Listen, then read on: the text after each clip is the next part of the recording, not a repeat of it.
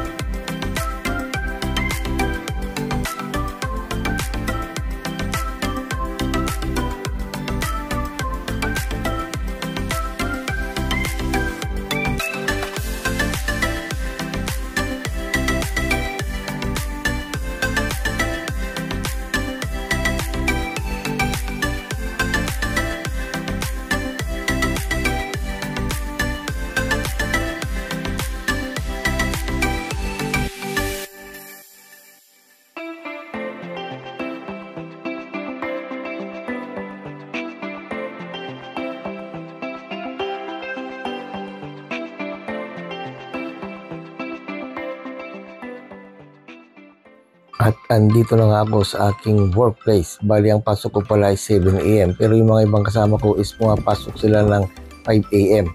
Stringing kasi ang trabaho namin ngayon. Kaya yung mga ibang mga kasama ko pumapasok ng maaga.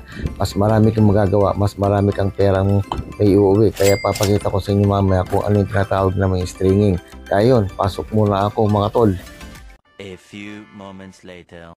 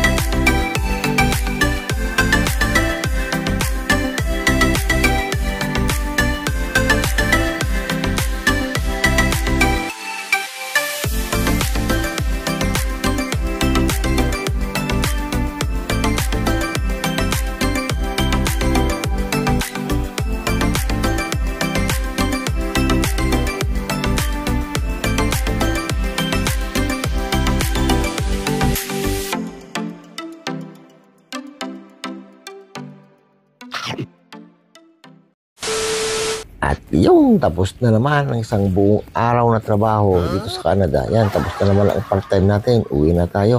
At papakita ko naman sa inyo yung labas ng company. Yan, dagat dyan, nagyayelo na. Takban na lang yelo yung dagat at nanigas na. Noong mga nakarang araw kasi, napakalamig. Tapos nag-i-snow, kaya yan. Tapos ito naman yung napakaputik na parada namin pag umuulan. A few moments later. At bago tayo umuwi ng bahay, yan, igib muna tayo ng tubig. Dito kami nag-iigib, oh. Yan, meron kasing parang falls dyan na dumadalo yung tubig. Safe naman dito kasi dito sa Canada, malinis talaga ang tubig. Tapos, hindi lang naman ako yung nag-iigib dito, marami. Pati mga Canadian, dito rin kumukuha ng tubig. At halos lahat ng mga kasama ko, mga katrabaho ko dito sa Canada, dito rin nag-iigib ng tubig. Kasi yung isang galon na ganyan sa grocery store is $6. Siya pa, di ba? Pagbili ko na lang ng konting pangsahog yun, karne, baboy o ano pa man. Kaya dito na lang ako kukuha ng tubig.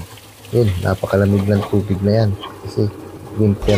Ayun, hindi ko pa naman dala yung gloves ko. Pero okay lang, saglit lang naman. At least libre naman yung tubig natin na iinumin na. Ayun, no? Nagpapogi pa si Gago. At ito naman yung daan papunta sa apartment namin. Kaya ayun, no? Ganun lang yung buhay dito. Di ba? Paulit-ulit, trabaho, tulog, gising. Tapos gano'n na naman, paulit-ulit lang. Pero kung minsan, siyempre, di ba, kailangan mo rin magsaya, mamasyal, gano'n. Minsan, jamming-jamming din, inuman ng mga katropa, di ba? Hindi naman kailangan puro trabaho talaga. Kailangan mo rin talagang mag-enjoy. Kasi yan yung parang nagbibigay sa atin ng lakas. Sa susunod na mga araw na magtatrabaho tayo. Kasi kung pagod ka, tapos kasama yung mga katropa mo, tapos nagkakasiyahan kayo, nawawala yung pagod. Nagiinuman kayo, namamasyal, ganyan. Kailangan yan, wag lang naman yung puro trabaho. Kaya, ayun, kita-kita ulit tayo sa susunod ko na vlog. Dito na tayo sa bahay. Peace!